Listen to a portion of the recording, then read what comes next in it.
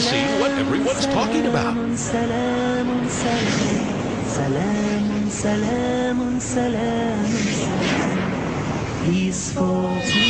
Bismillah, alhamdulillah, assalamu alaikum, peace be unto you. Welcome to another episode of The Deen Show.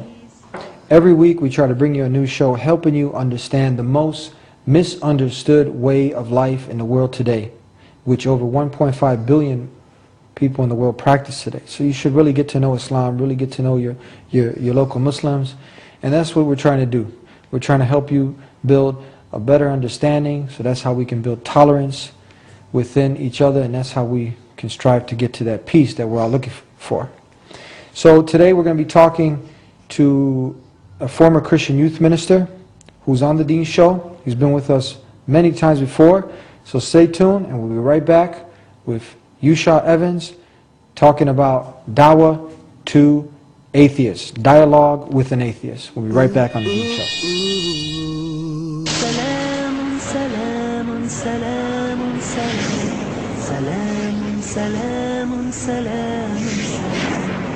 Peaceful, peaceful, peaceful, peace, peaceful, peaceful. Assalamu alaikum. Wa alaikum salam. How are you, brother? Good, alhamdulillah, brother. How are you? All right, praise alhamdulillah. All praise to God. Thank you for coming out again. Absolutely. We're going to be talking today on the Deen Show, dawah, dialogue with an atheist. You know, it's our responsibility, it's our obligation as ones who follow Islam to extend the invitation. Just like you invite somebody over for dinner, you invite them to the ball game, we need to invite people to this wonderful way of life, which is surrender and submission to God alone and not His creation. Yes. And from there, everything else falls into place. So sometimes when you're talking to people, you come across somebody who just does not believe in God. How has your experience been with this, and how do you go about talking to someone who does not believe in God? Well, most people, there's different forms of atheism and agnostics and things of this nature. They'll give you that science, proves there's no God, with the Big Bang and the expansion of the universe and, everything coming together through evolution and Darwin's theory and all of this other stuff. And people have gone and tried to refute this by using, huge scientific means. You have people like Harun Yahya who have gone, and his extensive books on, the proof of the universe, this, that, and the proof inside every other thing. Basically, if you can break an atheist to a point down to just look around you, look around you at this beautiful universe. It runs in constant harmony. All these gabillions, the numbers that are not even invented of planets, they run in a perfect manner, perfect orbit. They don't cross over each other. They don't have anything. Just look at this world. This world is in the perfect place to sustain life. We're at a couple feet closer to the sun, nothing would live here. A couple feet farther, everything would be frozen.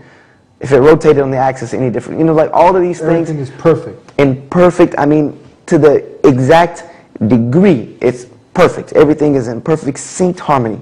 The amount of rain and the amount of evaporation is exact. All of these things scientifically prove that there's a God. And people say, that's come around from the Big Bang and evolution and, just per chance and things. And I asked a guy one time, an atheist, and I've heard this same analogy used before, that if I went to a Mercedes-Benz factory, say, give me every part that it takes to make a Mercedes. Give me every single piece. Put it in a big bin. They give you every single part, all jump it up, put it in a big bin. You throw a bomb in there, blow the whole thing to smithereens. You think you're going to get a Mercedes? Not at all. I don't care if you throw 50. The more bombs you throw in there, the less like a Mercedes is going to start to look. So you're going to tell me that a big bang, an explosion, created we're talking about Mercedes, something that was created by human hands, something that breaks down, something that one day is going to corrode and fall apart. Look at this earth. It runs in perfect harmony. Millions of years, millions and millions, maybe billions of years, it's been going in perfect harmony. Nothing has happened. Look at our body. Our body runs in such a way that it's perfect harmony. Our heart beats, but we don't have to think about it. We breathe without thinking about it. Our brain functions without thinking about it. Our blood vessel. All these things happen without us having even pondered it even a little bit. The only thing we got to do is put some food and water in it and take care of it and exercise, and it runs perfectly. So you mean to tell me all of this is by chance? because only someone who's either a fool. We'll be right back. You're watching the Dean Show, and this is the mailbag. This is where we take your calls, we take your questions, so any of you wanted to call in. And for future reference, when it's playing as a recording, you won't see the phone number on the screen. And we'll have, hold on, okay. Hold on. There we go. Assalamualaikum. Yes, this is the Dean Show. Go ahead. This is Yusuf Estes. Well, thank you very much. Okay, but ask, you have a question, okay? Alrighty then. We'll do that right now. Keep your TV on, and we'll. Okay. Assalamu alaikum wa rahmatullah. Question.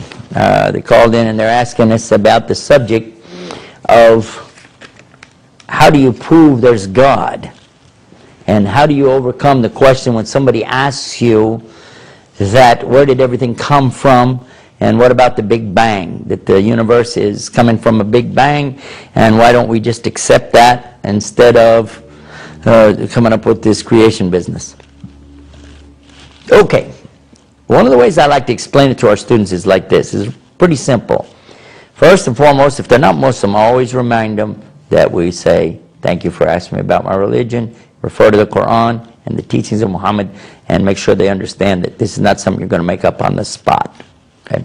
The next thing, though, is to ask them, what would happen if I take a water glass and I walk out to the pavement and I drop it? And it'll shatter into many pieces, splintered and break, and it'll just be destroyed, glass everywhere.